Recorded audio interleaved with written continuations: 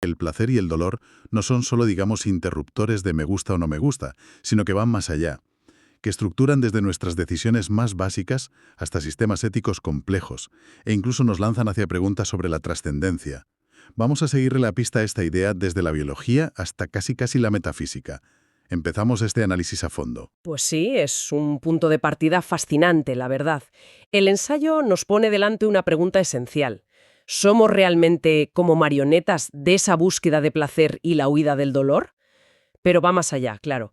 Propone que esta dinámica, que parece un simple mecanismo de supervivencia, podría ser una guía. Una guía con implicaciones mucho más hondas de lo que solemos pensar. Una brújula, como dice el título. Y quizá apunta más lejos de lo que esperamos, ¿no? El texto arranca con algo que parece casi de manual de biología, ¿verdad? Nuestro cerebro, bueno, está diseñado para buscar recompensas, sentir placer y para esquivar amenazas, evitar el dolor. Es la base de cómo funcionamos, un motor, digamos, fundamental. Cierto, eso es lo básico. Pero lo interesante es cómo el ensayo rápidamente escala esta idea. No se queda solo en el individuo. Argumenta que las sociedades enteras construyen sus andamios morales y legales sobre esta misma lógica, ¿Cómo? a nivel social. Sí, buscamos maximizar un bienestar común, que en el fondo, si lo piensas, se traduce en formas colectivas de placer. La paz, la armonía, la cooperación, el amor. Mientras que el dolor social se manifiesta pues como conflicto, miedo, sufrimiento compartido. Ah, claro. Lo llamativo es cómo algo tan visceral, tan básico, se convierte en la base para conceptos abstractos, como la justicia o la ética, por ejemplo. Entiendo. O sea que, aunque sentir placer o dolor parece la experiencia más íntima y personal, el ensayo le da una función pública, casi arquitectónica en cómo organizamos nuestra vida en común. Actúan como reguladores constantes, ¿no? Una especie de termostato social e individual que nos dice si las cosas van bien o si hay que ajustar algo. Precisamente, son señales, son indicadores. Y reconocer esta función básica es solo el primer paso de lo que plantea el texto. Claro, porque si fuera tan simple como evita el dolor ya, busca el placer ya, seríamos criaturas muy simples. Y aquí es donde, para mí, el texto empieza a ponerse realmente interesante. Introduce el concepto del placer diferido. Ajá. Ese esfuerzo que no apetece nada ahora mismo, ¿sabes? Estudiar hasta tarde, entrenar duro en el gimnasio, decir no a un capricho por coherencia con algo. Exacto. Y esto introduce una dimensión temporal Ujú. y ética que es crucial. Ya no se trata solo de la sensación del momento, ¿Verdad? sino de proyectar a futuro, de evaluar las consecuencias. El ensayo sugiere que esta capacidad de posponer la gratificación inmediata en busca de un bien mayor, más duradero o más profundo, es fundamentalmente humana. Y ética. Entonces, el placer aquí se redefine. Sí, deja de ser solo la chispa sensorial del momento. Se convierte en el resultado de cultivar una vida con significado. Entonces podríamos conectarlo con esa idea clásica de la eudaimonia que menciona el texto. Esa que no es solo pasarlo bien, sino algo más como vivir bien, ¿no? Como florecer. Totalmente. La eudaimonia, ese concepto que exploraron filósofos como Aristóteles, por ejemplo, no se refiere a la felicidad entendida como una simple sucesión de momentos placenteros. Es un estado de realización más profundo, de vivir una vida plena, virtuosa y con propósito. Vale.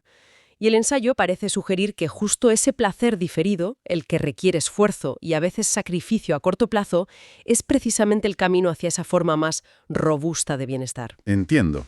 Es un placer que se construye, no solo se encuentra por casualidad. Eso implica disciplina, visión de futuro y también entender que no todo placer es igual de valioso, ¿no? Porque el ensayo dedica una buena parte a alertarnos sobre las trampas del placer en la modernidad. ¿Verdad? Efectivamente. Y aquí entra en juego la crítica a la obsesión contemporánea por la gratificación instantánea. Menciona específicamente la adaptación hedónica, ese fenómeno tan humano de acostumbrarnos rápido a lo bueno. Sí, eso lo conocemos todos, creo. Claro, lo que hoy nos da un subidón de placer, mañana ya es normal. Es la nueva normalidad. Y necesitamos un estímulo más fuerte para sentir lo mismo.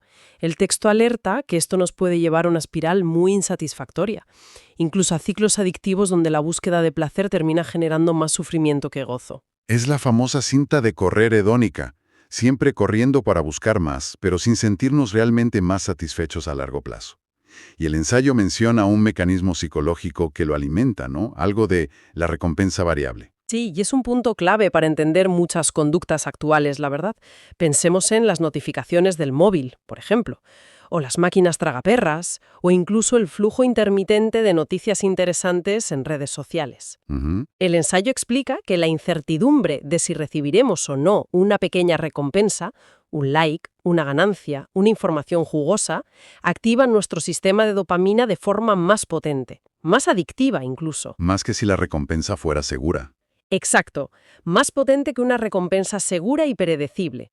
Es la expectativa, la posibilidad lo que nos engancha. Vaya, eso explica por qué podemos quedarnos atrapados en bucles de búsqueda constante, aunque la satisfacción real sea mínima o fugaz. Es como si el sistema estuviera diseñado para mantenernos buscando, no necesariamente encontrando una satisfacción profunda. Exacto. El texto lo describe casi como una trampa psicológica. Este tipo de placer, generado por la novedad constante y la recompensa intermitente, nos aleja de lo que el propio ensayo llama el placer auténtico. Nos mantiene ocupados en la superficie, persiguiendo estímulos, en lugar de cultivar experiencias que de verdad nos nutran. Entonces, frente a esas distorsiones que propone el ensayo como placer auténtico, ¿cómo lo define? Porque si no es el subidón constante ni la recompensa variable, ¿qué es entonces?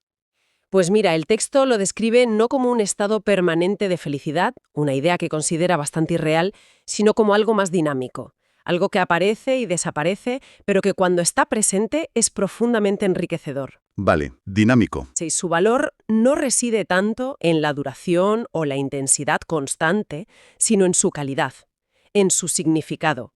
Pone el énfasis en la variedad de experiencias placenteras y, sobre todo, en su conexión con nuestros valores y nuestro sentido vital. Podríamos pensar quizás en la diferencia entre la satisfacción efímera de comer, no sé, algo muy procesado pero muy sabroso, frente al gozo más hondo que puede surgir de compartir una comida preparada con esmero, ¿no?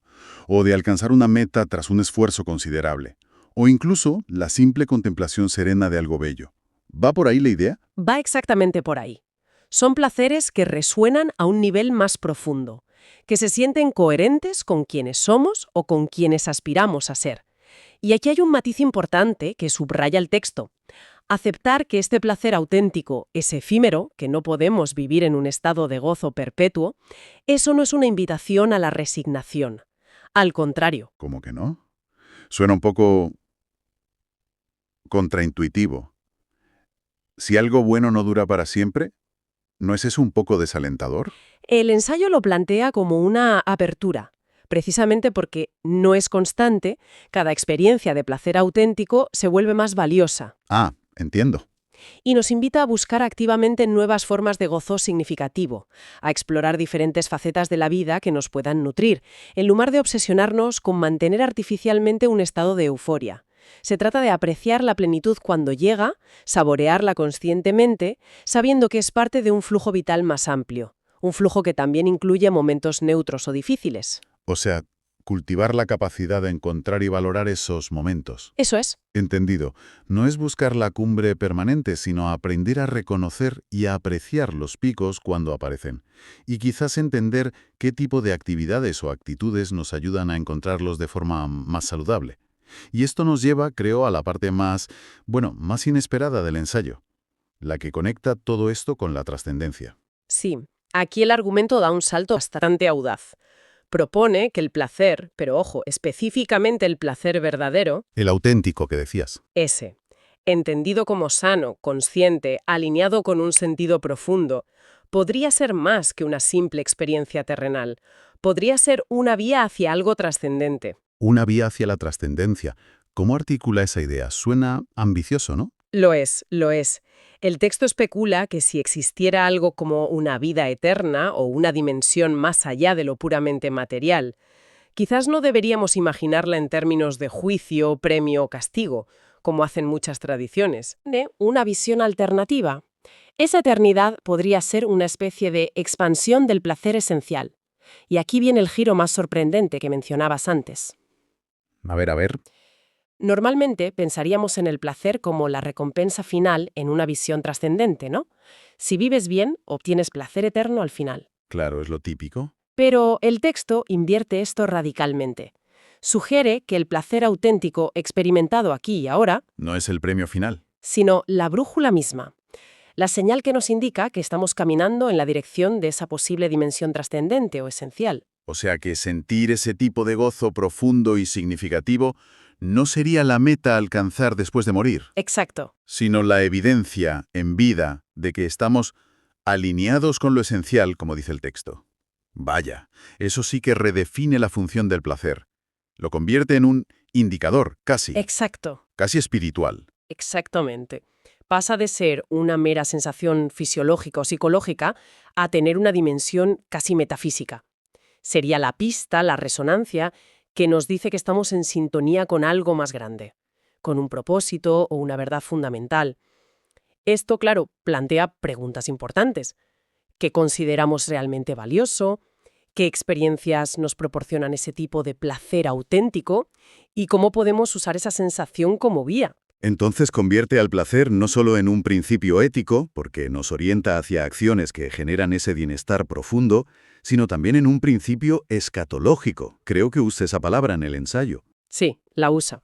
Y es un buen momento para clarificarla un poco. Escatológico se refiere a las doctrinas o creencias sobre las realidades últimas, ¿sabes?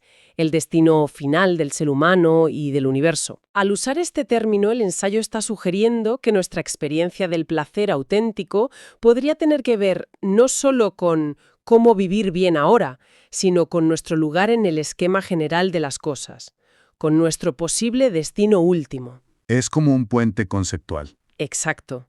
Un puente entre nuestra vida finita y la posibilidad de lo infinito. Una perspectiva ciertamente potente y que da que pensar bastante. Me pregunto, sin embargo, si el ensayo aborda el riesgo de que esta idea se malinterprete.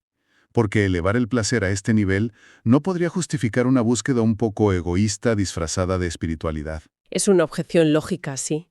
Aunque el texto no profundiza explícitamente en todos los posibles malentendidos, sí insiste muchísimo, en la distinción clave. ¿La del placer verdadero frente al superficial? Eso es, entre el placer verdadero, consciente, significativo, alineado con el bienestar integral, y el placer superficial o adictivo. La brújula de la que habla solo funcionaría con el primer tipo. Presumiblemente, un placer egoísta que cause daño a otros o a uno mismo a largo plazo no calificaría como auténtico en los términos del ensayo. Entiendo. Y por lo tanto no sería una señal de alineación con lo esencial. La dimensión ética es inherente a ese placer verdadero que describe. Entiendo la distinción, sí. Entonces, resumiendo un poco el viaje que nos propone este ensayo, ¿cuál sería la conclusión principal? El mensaje clave que deberíamos llevarnos de todo esto. Pues yo creo que la conclusión fundamental es que esta ética del placer, como podríamos llamarla, va mucho más allá de un hedonismo simple o superficial. No se trata de vive el momento y busca el gustito fácil, para nada. Es una propuesta más exigente y profunda. ¿Vale? Reconoce nuestra capacidad innata para sentir gozo, no como un accidente biológico sin más, sino como una expresión de significado vital, casi como una forma de afirmar la vida en su potencial más pleno. Hemos recorrido un camino largo en esta conversación, ¿eh?